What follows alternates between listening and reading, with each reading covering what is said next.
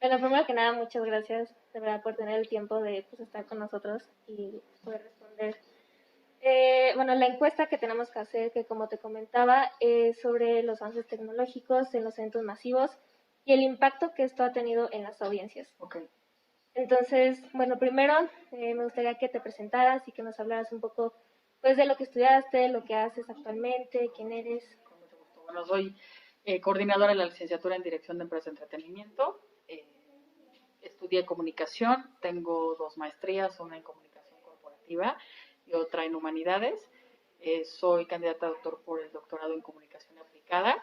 Mi experiencia siempre ha estado enfocada, antes de llegar a la universidad, en áreas de comunicación interna, relaciones públicas, mercadotecnia. Digo, solo por mencionar todas las empresas de las que he estado. Empecé haciendo mi servicio social en la Arquidiócesis Primada de México, en la Curia, en el área de comunicación interna, haciendo la Gaceta Oficial. Y justo meses más tarde ya estaría la visita de Juan Pablo II a México, la quinta visita, con el propósito de canonizar a San Juan Diego y beatificar a los mártires de Oaxaca. Y estuve yo relacionada con, nos organizamos por comisiones. Mi comisión era la encargada de hacer las invitaciones especiales a obispos, que en ese entonces eran 600 obispos en Latinoamérica y la Curia Romana para asistir a la misa de canonización y por supuesto a la beatificación. Y también ver cuestiones de patrocinios y cuestiones ya con los medios ya entrando a la basílica. Posterior a esto estuve en Mafre Tepeyac en un área de comunicación haciendo toda la estrategia para montar 200 sucursales de seguros, viendo todo el tema de identidad. Luego estuve en Industrias Franco, también en comunicación, haciéndome cargo de todos los medios internos y externos, bueno, la relación con los medios externos de una empresa que es infra, que son, pues, producen gases, producen oxígeno, producen así como que de estos químicos que son, y elementos que son a temperaturas creo, así le llaman, ¿no? Criogénicas que son como temperaturas muy bajas, como el helio, seguramente lo conocen por los globos, ¿no? Estos que se hacen. Estuve también un tiempo, bueno, como independiente montamos con 3 compañeras una agencia de ERP y llevábamos toda la parte de Geo, de las casas Geo, que es una constructora, y también tenían unos departamentos y casas de lujo en Acapulco. Luego, estudiando aquí la maestría en comunicación corporativa, mi profesor de finanzas me comentó que había una vacante en el área de comunicación y marketing en Random House, en aquel entonces Random House Fundador, el Penguin Random House, y me fui como project manager en ese entonces eran 46 editoriales, ¿no? Hacer toda la estrategia de comunicación marketing para autores, para libros. Posterior a esto estuve en el Juan Pablo II, también en un área de promoción y comunicación. Y luego llegué aquí a la Anáhuac, bueno, terminé la maestría en la primera, luego la segunda, y me invitaron a dar clases aquí en la Facultad de Comunicación. Estuve casi 2 años y luego me invitaron a coordinar un área de como cátedras, como convenios, como de vinculación. Y a los 3 meses me pidieron que me hiciera cargo de la licenciatura en dirección de empresas de entretenimiento, cosa que me encantó porque ya había estado pues en estas áreas de eventos masivos, aunque era en un tema pues religioso, pues tenía como esa parte que respaldaba y también mi actividad propiamente pues en todas las demás empresas, todo lo que son eventos corporativos y lo que está relacionado con hablar de patrocinios y de estas relaciones y vinculación, pues ahí está. Y con Random, ¿no? Que ahí sí les puedo decir que todo el tiempo hay una relación con marcas, con autores, con industrias, con ferias de libro, de lo cual, bueno, pues ayudó para entender un poco hacia dónde llevar esta licenciatura. Hoy, pues además de la licenciatura, participo en algunos medios de comunicación, tengo mi propio programa desde hace 11 años, Charlas con Café en Radio Náhuac. Participaba también en el canal educativo, un canal que, bueno, nacional, y ahí hacía cápsulas, ¿no? Para promocionar libros sobre todo. Y desde hace 3 meses participo en el programa de Eduardo Ruiz Gili, los viernes, recomendando actividades artísticas, culturales. Entonces, todos los viernes a las 4:45 estoy en Radio Fórmula y Telefórmula hablando de estos eventos que a lo mejor nadie los cubre y que son muy importantes porque se están dando aquí en México. Entonces, es mejorarle como que las opciones a los ciudadanos, pero también a nivel república, porque también hay eventos que se hacen en otras partes del país y nadie se entera. Digo, eso es a grandes rasgos. Sí, bueno, pues, básicamente lo que va nuestro proyecto es, analizar como todas estas nuevas tecnologías que vienen para eventos masivos, sobre todo. Nos estamos enfocando básicamente en las tecnologías como de proyección y de holografía que vienen muy fuertes ahora, de hecho, después de la pandemia. Claro. Sí, la verdad, pues como nos has dicho que has estado pues presente en toda esta industria desde hace mucho tiempo, pues sí, imagino que has visto muchísimos cambios a lo largo de los años y cómo se han ido adaptando. Y bueno, enfocándonos ahorita un poco en la parte de la licenciatura en Dirección de Empresas de Entretenimiento, más o menos, ¿cuántos años llevas coordinando la licenciatura? La licenciatura lleva 12 años y yo llevo 11 años al frente de ella. O sea, casi todos. ¿Qué cambios he visto?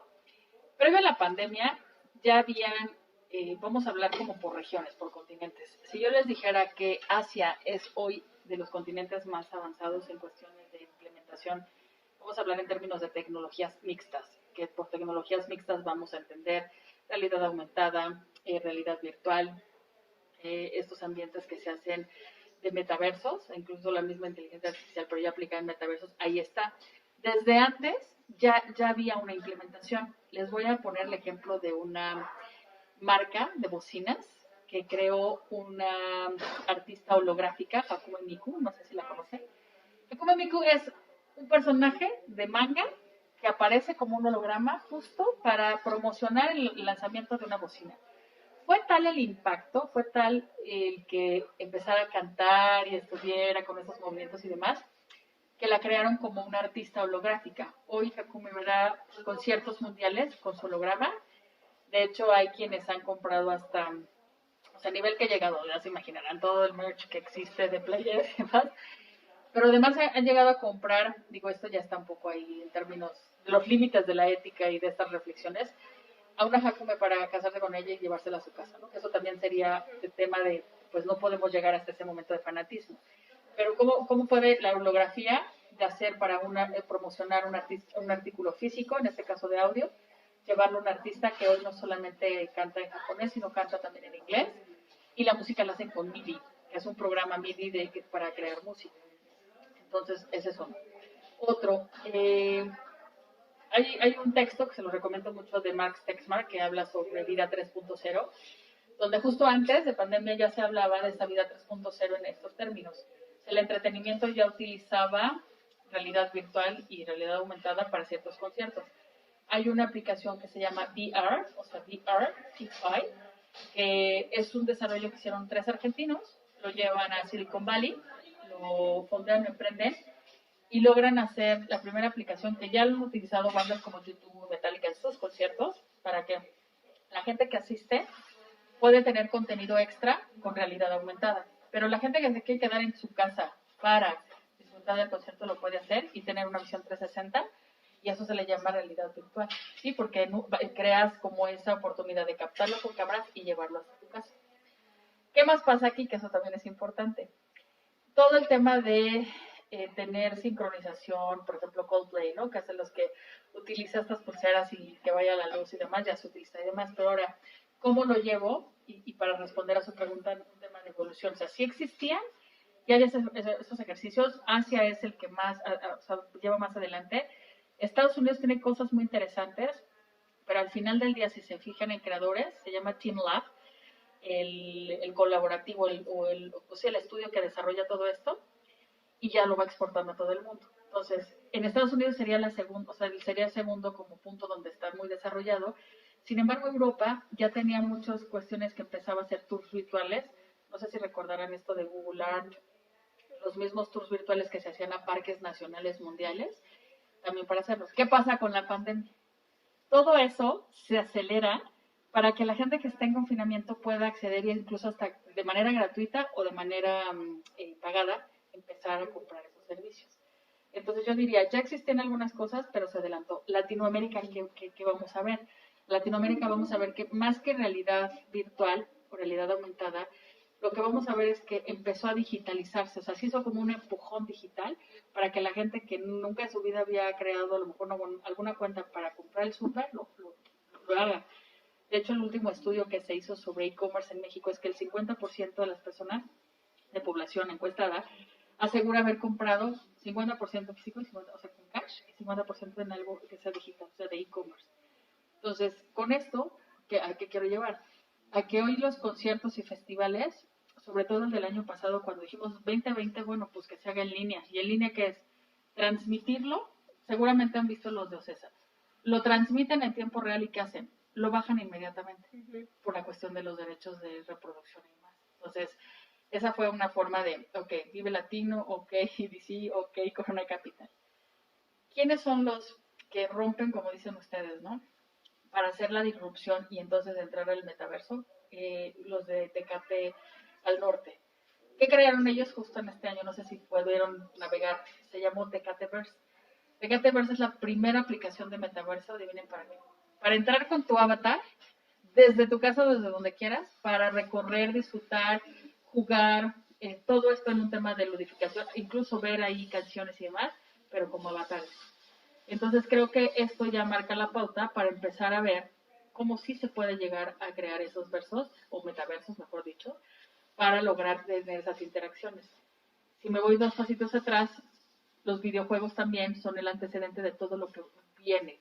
O sea, FIFA, Fórmula 1, que se siguieron, o sea, no se hizo la Liga MX en 2020, pero que sí se hizo un torneo en FIFA con esos equipos y esos, ¿no? Se hicieron las transmisiones de las películas de Christopher Nolan, ¿se acuerdan? Dentro de Fortnite, un concierto de, incluso hasta de, no me acuerdo si fue J Balvin, ¿no? J Balvin estuvo ahí en Fortnite, estuvo, bueno, un product placement con Carrefour para hablar de salud, un product placement para hablar de Nike, ¿se acuerdan? Hasta hubo un concierto, bueno, hubieron varios conciertos, Deadmau5, yo me acuerdo de haber visto a Deadmau5 ahí mezclando. Entonces, esto ya da la pauta para que en el 2023 yo creo que empecemos a estabilizar y que el mundo sea algo, lo que le hemos denominado digital, que sea físico y que sea digital. Así es como va a estar funcionando. Creo que eso es lo que, en términos de evolución, se los dije en menos de 10 minutos. Ahí veo. O sea, pero de que gusta esa implementación, sí. Y de que se va a quedar, yo creo que sí. Puede ser que trascienda a que las personas podamos ya traer acá a lo mejor una tecnología esta holográfica y poder ver tridimensionalmente con luz ciertas cosas de los conciertos y de lo que vivimos físicamente. Y de manera digital, si entramos a estos metaversos, también podamos disfrutar como un avatar, ¿no? Creo que por ahí va. Sí, pues la verdad, en la vida diaria, pues lo digital ya está formando más.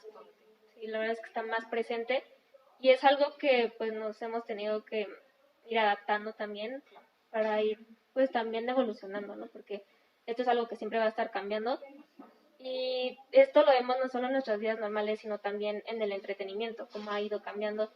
Y con esto, ¿cuál es tu visión de la carrera de dirección de empresas de entretenimiento? ¿Cómo crees que va a ser en el futuro? Hay que hablar de cómo vamos adaptando y cómo vamos creando una tecnología que facilite ciertos procesos. Les voy a hablar de mi expertise en parques temáticos por lo siguiente. El año pasado en verano estuve allá en Orlando y me visité todos, ¿no? Para ver qué estaba pasando. La primera implementación que hicieron, sobre todo en Universal, fue las famosas Virtual Lines. O sea, ya no formarte. Es hacer una fila virtual y solamente te llega una notificación para avisarte. Tienes 10 minutos o menos de 5 minutos para llegar y subirte. El cómo esa tecnología hace que nuestra vida sea más disfrutable, hace que todo lo que nos choca no tengamos que padecerlo. Y por el contrario, si no lo visitas y demás, ¿cómo lo puedes disfrutar? Que esa gente que no puede a lo mejor hacer un viaje a París, no puede hacer un viaje a China, no puede, bueno, esos tours virtuales, esas experiencias, esas cenas tematizadas con un guía de turista y además poder entrar esa parte de virtualización o de crear un mundo de ficción y puedes estar, creo que ahí va. El reto aquí como licenciatura es que tenemos que dibujar y crear esas tecnologías y crear nosotros como cuáles son esas formas de entretenimiento, de llevarlas de experiencias individuales y colectivas a interacciones a un mundo digital. Si me preguntas en términos de futuro, en una última encuesta que se hizo, en este caso por la IAPA, que es la International Association of Amusement Parks and Attractions, decían los encuestados a nivel mundial que el 83% de las personas asegura que su segunda, vamos a decir, como gasto corriente, es entretenimiento. Lo primero está, adivinen en qué, en la comida.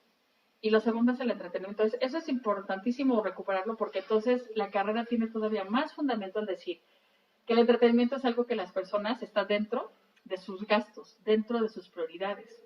Ahora, ¿cómo? Entonces, empezamos a ver que tenga acceso, porque hoy pues mis temas es el precio, mis temas son las distancias, son el tráfico, son los baños, es el estacionamiento, es que no puedes convivir si vas a un festival y cómo vas, estás así pegado, o sea, empezar a guardar esas distancias. Estos conciertos que se hicieron como en corralitos a mí me encantaban. Cuestan más porque pues somos menos, ¿no? Pero al final del día tienes un disfrute excesivo de lo que estás viendo en tiempo real. No sé si me explico con lo que estás mencionando. Y que la tecnología que se utiliza realmente esté haciendo que esa experiencia sea memorable, pero también exponenciándola a las generaciones que hacen. Hay generaciones que no les importa, con lo que está ya como está, así está. Entonces, si tienes identificado que a lo mejor baby boomers, generación X, le gusta todavía todo este entretenimiento utópico, ¿no? Ficcionado y demás, y estas generaciones millennials, que por cierto son ahora los, ¿cómo les llaman? Los viejos del internet, qué locura. Y los centennials, que deberían de estar enfocados en esos futuros distópicos donde, bueno, pues hay esas escasez y estos temas de sustentabilidad, de salud mental y demás. ¿Cómo los ayudamos para que tengan una mejor oferta de entretenimiento y que el entretenimiento tenga ya más una función social, no nada más se quede en entretener por entretener, no vaya más allá de, o sea, que sea una de las variables que oriente a las personas a adquirir bienestar. O sea, así como el turismo lo hace cuando te relajas, te vas y tienes esa opción de descansar o de disfrutar solamente, así el entretenimiento debería de estar repensando en cómo hace que mejore las vidas de las personas.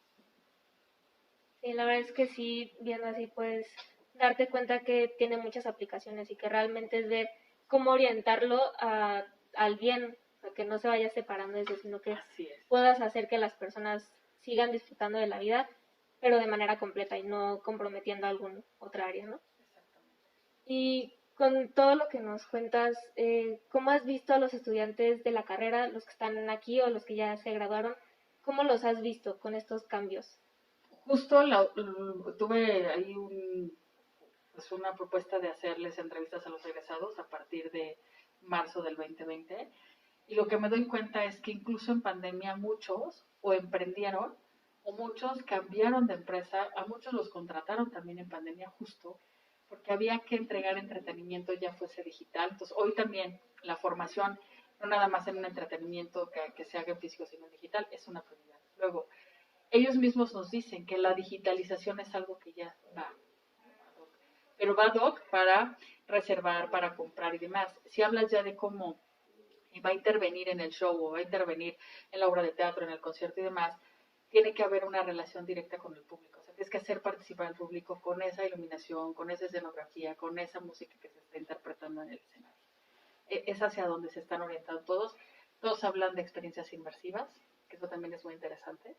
Lo inmersivo ayuda porque a las personas que estuvimos en confinamiento mucho tiempo, el salir y regresar y decir, ay, estoy sintiendo otra vez esa alegría, esa adrenalina, es a donde también se está orientando. O sea, cómo renacer y ser tocados por esas experiencias a las que nos exponemos por entretenimiento. ¿Y qué esas son las ventajas que pues, tenemos, ¿no? Pero ¿qué desventajas pueden haber para pues los que estamos estudiando esto y pues los egresados más recientes? Yo diría que si no hay una formación correcta en la cuestión tecnológica, pero también en que estoy convencida de esto, estos proyectos que ustedes hacen de analizar investigación los despiertan para saber qué cosas proponerles a las personas, incluso qué productos y servicios pueden crear para generar necesidades en las personas. Ahorita veía hace rato un festival de terror en Real del Monte, que lo está patrocinando un restaurante, pero me impresionó porque son más de 200 artistas en escena. Es una producción que debe costarte más de $1,000,000 más o menos por el tipo de producción que vi, los actores y todo, ¿no? para pagar como que lo elemental. Si alguien no aprende bien cómo armar una buena carpeta artística, una buena carpeta comercial, un buen presupuesto, o sea, para saber cómo se maneja ese modelo de negocio, puede ser un error. porque aparte, si quieres hacer algo que esté como en innovación y que quiera aplicar la tecnología, pero no cuentes con la tecnología que te ayude a que eso se vea de calidad, eso puede ser un problema. O sea, todo lo que se vaya a crear con esta innovación y con esa tecnología, si no lo vas a hacer para que realmente se vea real, por ejemplo, a mí me pasa mucho ahorita con las experiencias estas de Frida, Monet, Van Gogh, que tuve igual, ¿no? Vi una exposición el año pasado en Miami, y bueno, Super Blue, que es así como se llama esta exposición, realmente te hace sentir, te hace incluso de pronto desubicar en donde estás porque está todo blackout, porque realmente ves la realidad aumentada y pareciera que las puedes tocar. Y todavía en las que tenemos acá, pues sí ves por ahí que está medio pixelado, están las paredes, hay luz, hay alguna luz que sí logras ver dónde están las transiciones. Entonces, empezar a trabajar en una calidad superior para realmente empezar incluso a poner a México como un país en donde se hace un entretenimiento superior a cualquier otro país de Latinoamérica, por lo menos. Y que no trabajen antes de salir, eso también es un grave error. O sea, que no hagan prácticas, que no hagan voluntariados, eso es un grave error porque cuando salen se enfrentan con qué experiencia tienes. Entonces, si logran hacer esas prácticas, si logran hacer esos voluntarios, cuando sales te ríes porque dices, ya hice un año de práctica, o ya hice además 2 años de voluntariado, sea en el Fórmula 1, ahorita que van a Corona Capital, al Flow Festival. O sea, todo lo que puedan participar, ahí debe estar.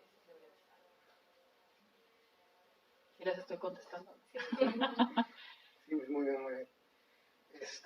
Dentro de esta parte de la calidad, eh, ¿qué tanto puede llegar a ser la calidad de las personas que están copiando el usar estas tecnologías? Porque muchos de los conciertos que vemos, que usan hologramas o que usan proyecciones, son los primeros que innovaron en estas, bueno, en este tipo de conciertos, en este tipo de eventos.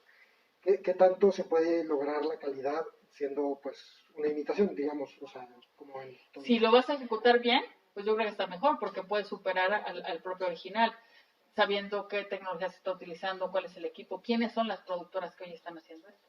Por ahí va. ¿No? Creo que es enfático el que copiar, o sea, yo no tengo problema en copiar, lo que tengo problema es que lo copies y lo hagas una mala copia. O lo copies y también con toda la intención de molestar al original. Si no, hazlo. Yo también creo que en México hay negocio para todos. La cuestión es que hay que buscar cuál es el género, cuál es el mercado al que vas. Si lo haces bien y te diferencias con algo que sea único en cuanto a lo que le ofreces a las personas, estoy segura que destacas y estoy segura que logras generar un negocio. Yo lo hago con, o sea, productores pequeñitos, porque hay de todo, ¿no? Dame un segundo. Nicole, no te vayas, dame unos minutos. Perdónenme. Creo que es importante que ustedes cuando analicen sobre todo quién es el original, ¿no? O pensemos en Tecate Verso, ¿no? Con los se llaman Apodaca Records, la empresa que diseñó esto. Y bueno, con el patrocinador que es Tecate. Puede ser que haya otro que a lo mejor sea el Corona Capital, ¿no? Entonces la competencia que es Corona lo quiere hacer. Si hace lo mismo, estamos siendo los que vamos, o sea, los que no estamos innovando en nada. Pero si retomas algunas cosas para mejorarlo, eso yo le llamo innovación y eso para mí creo que es válido. Porque estás haciendo algo que le va a subir el nivel a los de Tecate y a los de Apodaca Records, como se los vas a subir a los del Corona Capital y que ahí sería Mimo Parra, ¿no? El de Conciertos Internacionales de CESA, ahora el mismo Live Nation y la misma marca Corona, ¿ok? Entonces, a ese nivel sí. Si lo copias nada más te digo como para ver y hacer, creo que ahí sí no le das valor ni a la gente, ni a tu propia marca, ni a tu propio concepto de festival o concierto. Sí, lo importante es como encontrar ese equilibrio de ver, pues sí destacarte, pero pues seguir siendo como que fiel a lo que quieres hacer, ¿no? Claro, claro. Y pues también en cuanto a los eventos masivos, ahorita hemos visto, como lo platicábamos antes, cómo han empezado a usar hologramas, como es algo que se ha estado usando mucho, y sí, principalmente en Asia, y que pues ahí fue donde empezó todo a crecer, pero ahora lo vemos que es algo más común, que cada vez salen más artistas que ya sea que ya fallecieron o que no pueden estar presentándose en ese momento Así es. y empiezan a usar hologramas. Pero ¿tú cómo crees que ha cambiado pues, las expectativas de la audiencia con estos eventos? Hace, espero no equivocarme, 5 o 6 años estuve en Las Vegas en el The One de Michael Jackson. Es de verdad impactante como público ver en el escenario a un holograma que se mueve, canta, obviamente es la música, no es que esté cantando, pero que veas todo eso. Llega un momento en que puedes incluso, o sea, que sea tan inmersivo, que digas, es que ahí está Michael Jackson, obviamente ya no, pero a ese nivel. Sé que ahorita abrieron crearon el de ABBA en Londres, no lo he visto, pero lo que he visto, no lo he visto en físico, lo he visto en YouTube, se ve un poco como les menciono de One de Michael Jackson que está en Las Vegas. Que sí te gusta, sí coreas, e incluso hasta aplaudes y más porque sí te sientes como si estuviera el artista.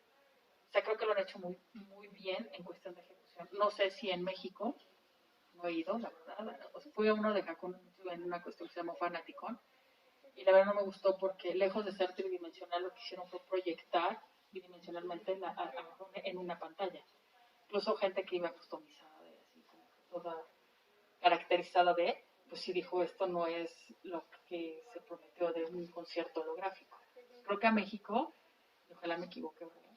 Sí le falta mucho para llegar a ese nivel de los que ahorita estoy haciendo referencia. El puntero ahorita es, o más bien, el que ha roto y que está como teniendo mucho éxito por cómo lo hicieron es el de ABBA, que está ahí en Londres. Que quiera verlo. Sus próximas vacaciones. Ahí vamos. Veremos. Y pues sí, con esto, pues sí consideras que va a ser algo que va pues a seguir creciendo, ¿no? O sea que igual lo tradicional puede que regrese, pero pues sí ya implementando la parte digital. Lo veo también en algunos artistas que, no solamente los que han muerto en cuestión cinematográfica, que los vemos como, o sea, logran rescatar esa imagen y estar ahí, sino también para presentadores. O sea, presentadores que pueden también rentarse.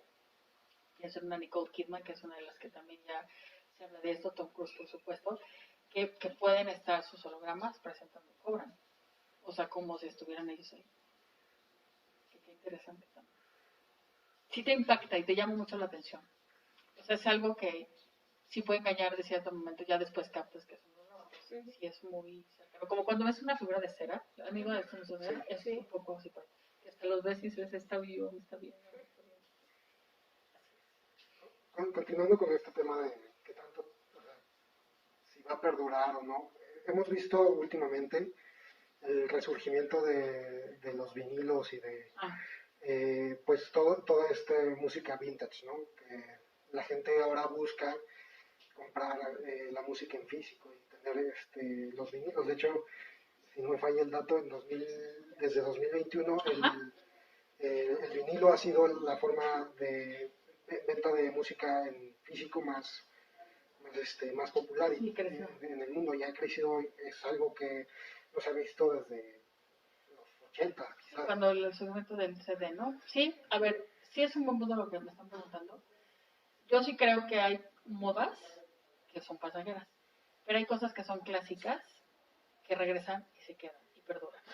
El caso del vinilo así lo observo, así lo veo, o sea, como algo que regresa y gusta, porque incluso veo gente comprando reproductores, ¿no? Gente comprando, o sea, sí teniendo el objeto.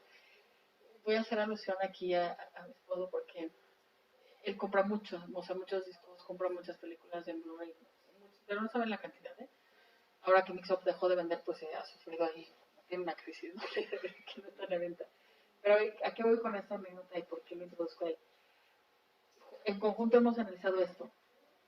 Si algún día hay un apagón digital, que es dudoso, ¿no? Que exista, la opción sería esa, o sea, recurrir a esa memoria física y demás. Hay algunos que dicen, no, pues como el CD, que en la primera generación solo duraban 10 años, ¿no? Ya después, si lo tratas de reproducir, ya no tiene nada de información. El caso del vinilo sí tiene esa capacidad de que aunque se raye todo, poder seguir reproduciendo y demás, o sea, limpiarlo, o sea, como que un resguardo. Entonces es ver que en ese producto, esa innovación, pueda tener más años de duración. No sé si las generaciones de ustedes, o sea, hablo de gente centenial, tengan como el mismo impulso de mi generación, que somos los X, de guardar y de tener una biblioteca y de tener cosas físicas. O sea, por ejemplo, yo ahorita tengo este libro, es Leona Vicario, es una novela, yo lo tengo en digital y lo tengo en físico. O sea, pero no sé si es una cuestión generacional o solamente sea porque, bueno, por mi actividad actividad que requiero, si se me olvida lo que sea, ya lo traigo en mi aplicación, no necesito traer el e-reader, en mi aplicación de Kindle y ahí lo estoy viendo, entonces, o leyendo mejor dicho. Ahí yo te diría que es el resultado de no solamente reproducir en streaming y de gente que quiere estar transitando de lo físico a lo digital, que les dije al principio, lo del digital. Lo digital habla de justo de ese cruce de generaciones y que habemos migrantes de lo físico a lo digital y de lo digital a lo físico. A nivel de mercado, si logras identificar en dónde están ellos, yo te diría los fans, si pueden transitar ellos sin importar su edad. Las generaciones que son más propensas, los boomers, los X, la siguiente sí habría que ver cuál es su relación con ese producto, con ese artista, con esa canción, con ese, no sé, especial que se puede hacer. Por ejemplo, los que siguen teatro musical, si llegan a comprar el de la música. Y la música que se hace en Londres, la música que se hace en Broadway, no en México. O sea, son coleccionables, pero sí tienen este efecto de querer atesorar y hacer gala del amor que le tienes a ese entretenimiento en específico.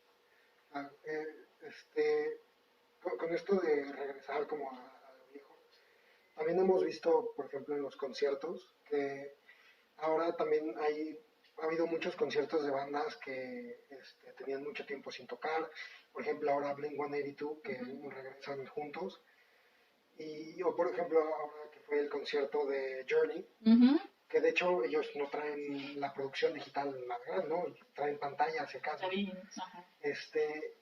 atrae a mucha gente. ¿Qué tanto es solo como la nostalgia o qué tanto es como un choque entre la gente que siente que el tema de lo digital le quita un poco el espíritu artístico?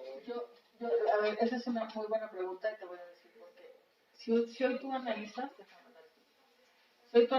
te vas a dar cuenta que todas las personas que siguen algún producto, siguen algún, vamos a llamar así, algún grupo, tienen esa forma de relacionamiento en donde van a estar buscándolos llegar a sus conciertos y demás. Eso es del lado del mercado, ¿no? De los fans.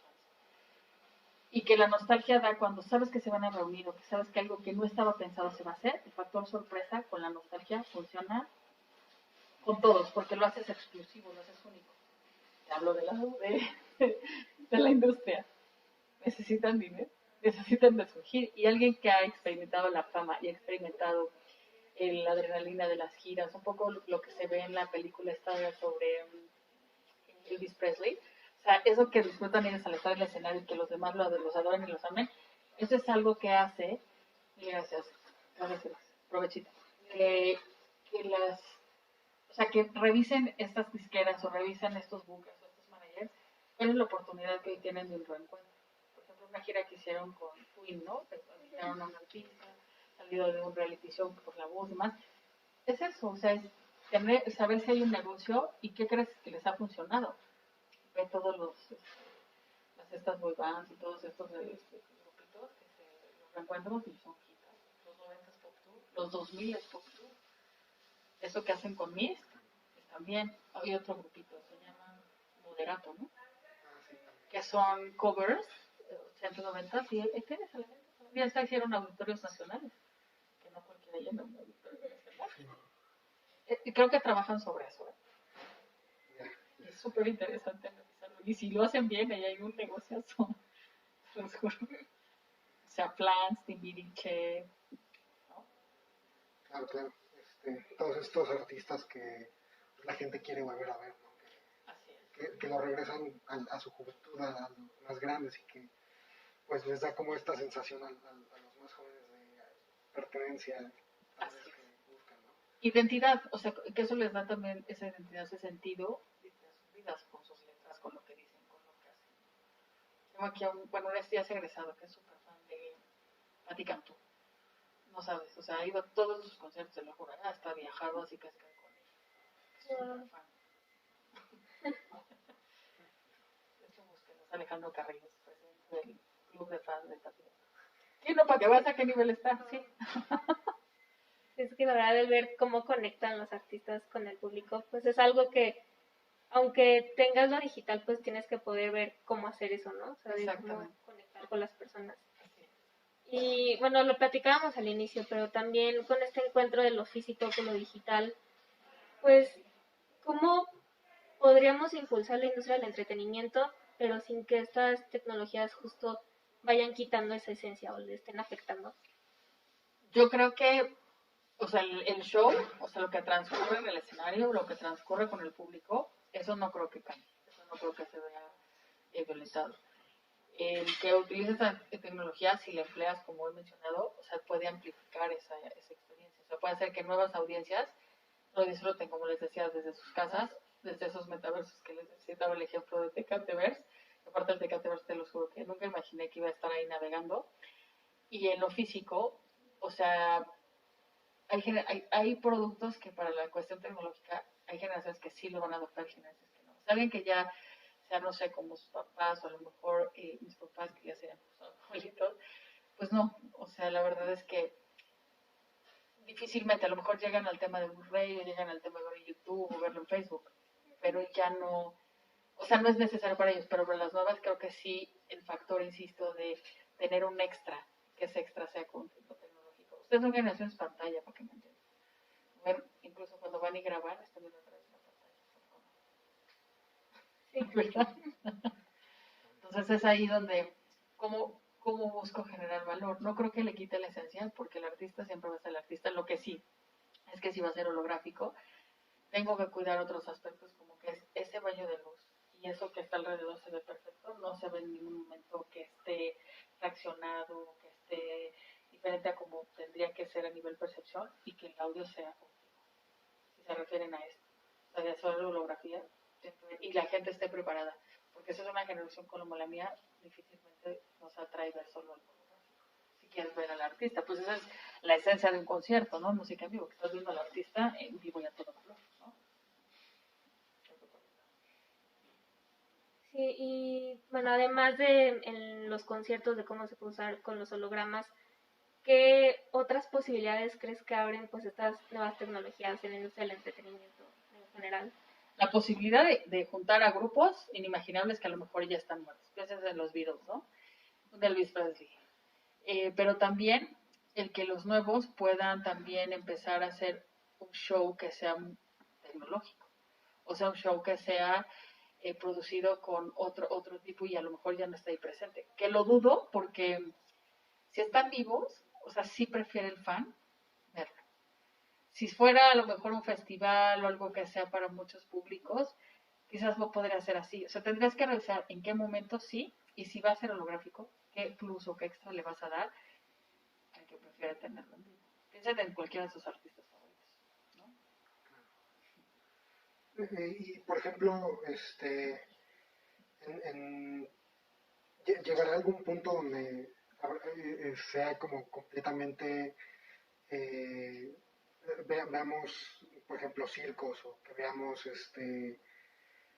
no sé, alguna obra de teatro que sean con tecnologías holográficas o de proyección y de, Sí. que sea completamente así. O sea, por lo menos en una que recientemente había una que era privacidad y es que hay una ahorita que uno de los personajes es inteligencia artificial, juntos todos, somos todos, ahorita lo buscamos y lo googleamos. Es un robot y o sea, es inteligencia artificial que está en teatro y está en México. O sea, no estoy hablando de Strange, es México. En la de Ghost, más que hologramas, sí había como muchos trucos con la luz y la verdad lo hicieron muy bien, pero era mucho de jugar con la percepción y era con la luz. No tenías tridimensionalmente un personaje, pero sí juegan con esto. Esa que les menciono del robotcito de inteligencia artificial, no la he visto, pero he leído las reseñas y he visto que podría ser. Por ejemplo, está ya un ejercicio de lo que se está haciendo. En algunos de Broadway también deberíamos revisar porque estoy segura también que sí. En los de Cirque du Soleil se usa con el de Wong que les sacó decir, sí. O sea, 100% sí están. Hay uno de Star Wars, pero es más bien como en Anaheim, pero es más bien como parte de la como ambientación para llegar a uno de una de las atracciones. Pero es a nivel como de la misma historia, ¿no? Que ves que se salía tridimensionalmente, bueno, pero está ahí que se ve. Y en uno de Harry Potter, creo que es el de Hagrid, donde también estás viendo holográficamente ahí una secuencia previo a subirte al juego. Eso es en Orlando, que también está. Yo te hablo de lo que sí conozco, lo que no, pues no podría hablar, pero no podría decirte mucho. Este, hay algunos, bueno, creo que me parece que estuvo bien la entrevista. Muchísimas gracias. No, gracias a ustedes. No necesitamos más tiempo. No, tranquilos. Hay un video si les interesa que sea 2035. Mándame un WhatsApp, ahorita te mando la liga, donde habla sobre el futuro y sobre todo en Latinoamérica. Y van a ir a ver ahí también las implementaciones que se hacen para otras industrias. Por ejemplo, no traigo ahorita mi revista de la expansión, pero la expansión del mes pasado, septiembre, la portada era un metaverso para leer. A ver, lococha. O sea, te lo escaneabas y ya estabas viendo tu celular así. Entonces ya lo van a ver aplicado no solamente en conciertos, sino también en otras industrias de entretenimiento. Espero que les haya servido, chicos. Y qué bueno que toquen estos temas que estén investigando. Sí, Está muy interesante. Y que lo hagan antes de salir, ¿no? Sí, también. la verdad es que es algo muy interesante. Y ha habido muchos como avances de los que pues, tal vez no te das cuenta, pero ya cuando los ves todos juntos, sí, la verdad es impresionante todo lo que se ha hecho. Así es, así es. Pues un placer lo que les pueda ayudar, ya cuenten conmigo. Muchísimas gracias. Gracias a ustedes.